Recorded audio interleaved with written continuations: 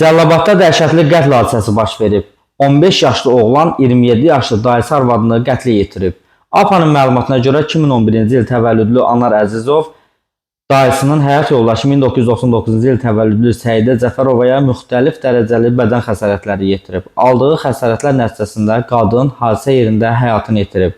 Məlumata əsasən Anarın ailəsi uzun illərdir Rusiyanın Yekaterinburg şəhərində yaşayır. Yeniyetmə bir müddət əvvəl babası tərəfindən yaxın qohumlarının yaşadığı Cəlilabad rayonuna gətirilib.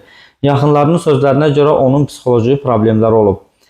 Bildirilib ki, hadisə Səidə Cəfərovanın 2 azyaşlı övladını uşaq bağçasına aparmaq üçün evdən çıxdıqdan sonra baş verib.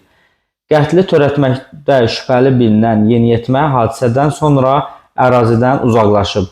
Hüquq mühafizə orqanları tərəfindən hadisəni törətməkdə şübhəli bilinən şəxsin tutulması istiqamətində əməliyyat axtarış tədbirləri davam etdirilir.